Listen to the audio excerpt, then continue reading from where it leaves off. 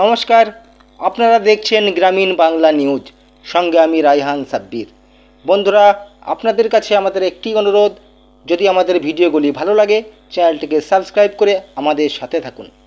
আজ 25শে June DYFI Murshidabad জেলা committee জেলার সমস্ত লোকাল এবং ইউনিট কমিটির সদস্যদের নিয়ে বহরমপুর রবীন্দ্র সদন হলে সাংগঠনিক কর্মী সভার আয়োজন করেছিল। সেখানে উপস্থিত ছিলেন ডিওয়াইএফআই পশ্চিমবঙ্গ রাজ্য কমিটির সম্পাদক কমরেড মীনাক্ষী মুখার্জি এবং সভাপতি ধ্রুবজ্যোতি সাহা। কর্মী সভা শেষে ডিওয়াইএফআই রাজ্য সম্পাদক মীনাক্ষী মুখার্জি কি বললেন, চলুন বন্ধুরা শুনে নেওয়া যাক। এলাকার মানুষরা খুবই বিধ্বস্ত হয়ে আছে, কিন্তু বাজেটে সেইভাবে শামশেরগঞ্জের ভাঙন নিয়ে এখনো কোনো সুরাহা করতে পারছে না, ভাঙন রোধ করতে পারছে না। দেখুন, আমরা বামপন্থীরা তো যা বলি তাতে তো অনেকটা বলি। প্রথম কথা হচ্ছে যে ভাঙন রোধ করতে গেলে পরিবেশকে বাঁচাতে হবে।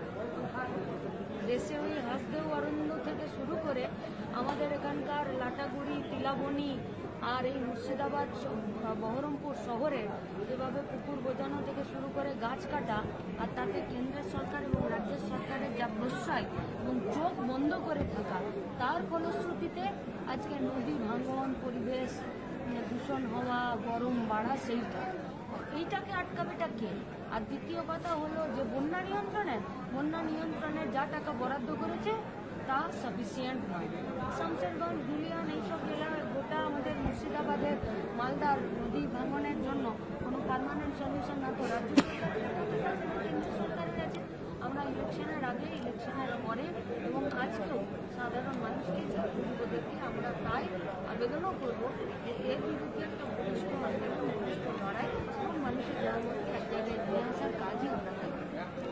বিভিন্ন নির্বাচনে বামেদের ভরাডুবি, সেখানে দাঁড়িয়ে আপনি একজন ইয়াং জেনারেশন নতুন নেত্রী, যে জায়গায় দাঁড়িয়ে কিভাবে এই জায়গা থেকে রিকভার করবেন, কি ভাবছেন?